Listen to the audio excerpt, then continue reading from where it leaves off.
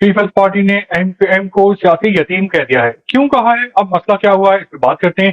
جی السلام علیکم، میرا نام خرم فہد ہے. پی پی کو مسئلہ یہ ہوا ہے کہ وہ دیکھ رہی ہے جاگتی آنکھوں سے ایم کیو ایم اور مسلم لیگ نون میں دوستیاں یاریاں بڑھتی جا رہی ہیں، اور دونوں جو ہیں وہ اگلے الیکشن میں اتحاد کرنے والے ہیں اور پیپلز پارٹی کو دیوار سے لگانا چاہتے ہیں. اور پیپلز پارٹی نے مستقبل کا حال جو ہے وہ محسوس کر لیا ہے اپنی سیاسی سمجھ بوجھ کی وجہ سے، اور انہوں نے ایم کیو ایم پہ لفظی حملہ کیا ہے اور کہا ہے کہ سیاسی یتیموں کو ملا کے مسلم لیگ نون ان کا کچھ اکھاڑ نہیں پائے گی، کچھ بگاڑ نہیں پائے گی، اور پیپلز پارٹی جو ہے وہ کلین سویپ کر لے گی اور جو مخالفین کو ٹگنی کا ناچ نچا کے رکھ دے گی.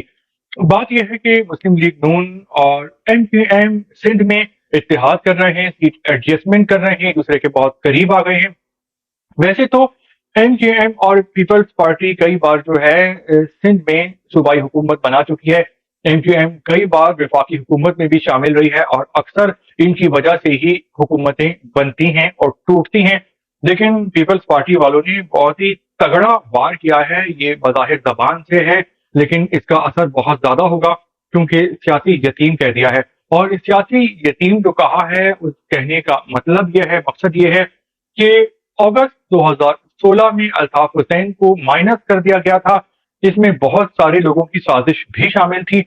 تو مائنس کر دینے کے بعد ایم کیو ایم یتیم ایسے ہو گئی کہ بہت سارے حصے ہو گئے، بٹوارے ہو گئے. ایم کیو ایم کے لوگ جو الطاف حسین کی چھتری کے تلے ایک تھے، اتحاد سے رہتے تھے، منظم ہو کے رہتے تھے، ڈسپلن کی ان کی مثالیں دیا کرتے تھے.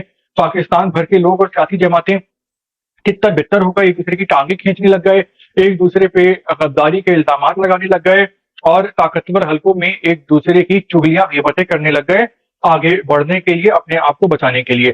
تو پیپلز پارٹی کا کہنا ہے کہ الطاف حسین کے مائنس کر دیے جانے کے بعد ایم کیو ایم اب یتیم ہے اور اس میں کوئی دم خم باقی نہیں ہے.